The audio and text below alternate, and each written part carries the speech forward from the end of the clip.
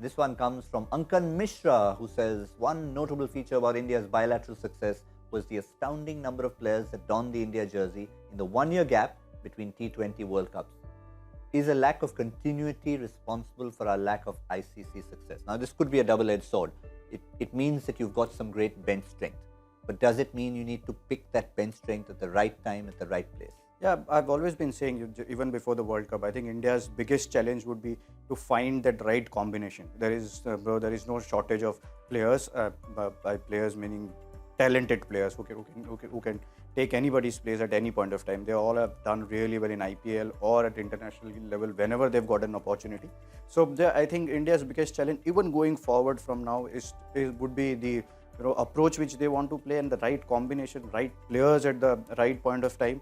I thought India was well prepared before the World Cup. They tried everything, and before a couple of months of World Cup, they probably knew which playing 11 or which 15 would be going into the World Cup. So you can't just put in that finger this time around, because I thought India did try almost everyone who could do the job, and they zeroed in certain players at the certain roles, which is demand of this era of cricket, where you want certain players to play a certain way, and that is fine. But you got to stick to that combination. You got to continuity is something which is important, because cricket is all about chemistry. As an opener, you want someone who could understand you, or if you are playing at 5, 6 or 3, 4, you want to know that how will that player will react in certain situations. So if you are playing together for a longer period of time, I think it makes it easier, and especially in this format where you have to take decisions right there and then. So I think that's something which India would try and look at it, that identify players maybe slightly earlier and then stick to them for till the World Cup is over. And DK's here, we've been talking about it. He was a specialist, and by the time World Cup semi-final came in, he was not part of the 11. Yuzi Chahal and Harshal Patel were part of the playing 11. They were right there. They before the series started, and they were not playing in 11. So yes, identifying the players and sticking to them is something which India will have to do in the future. Yeah, I'm just using your own example. I know it's tough to talk about yourself, but you were with us on the show for a previous edition of the tournament, and little did we know that you'd be able to, on merit, not just knock on that door, but break the door down to be in there yourself. So it shows that purely on merit, nobody is going to be overlooked just because you've been sitting and being an analyst for a while, or because you're a certain age. You've got to see who's the best person for that situation. Definitely, I think it's come to a stage where, just like how we are test specialists, I think T20 specialist is the need of the hour, and I do think India is adapting and doing well in many ways to embrace that culture. Answering that question, it's very interesting, because I think to answer that question, first of all, to say that so many players have been tried and hence the lack of ICC success, I would go back and ask the question, then if it wasn't tried in the last 6, 7 years, it still hasn't given us success. So the answer is there in the question itself.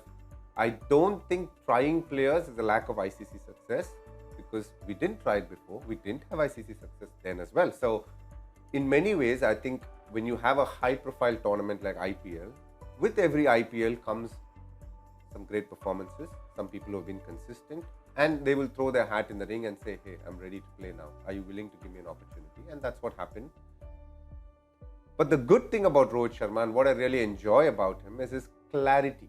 I think he was very sure what he wanted in his team, his personnel, and going into the 2023 50-over World Cup itself, from the conversation, he is very sure what are the kind of players he wants. And that's a very, very important attribute to have as a captain in this day and age, only because the amount of players available is a lot more. And you're also going to have a lot of players, and like you saw before, we've had so many captains as well, because due to various reasons, some are injuries, some are the fact that they're overlapping at times, playing at different venues. One is in England and one is playing in Sri Lanka, and we've seen that a lot. And once we were played, the test team was playing in England, whereas the T20 team was playing in Ireland. So you can't have players playing both, so which in turn will double the opportunity for the number of players to come in and play the sport. So it's a very interesting dynamic right now with where Indian teams stand, and we have to understand it. When you're giving so many opportunities to players, there are going to be a lot of performers as well. But the clarity of the captain is very important, and that's where I give a lot of credit to Rohit Sharma. Yes, we didn't cross the line, but that's the result.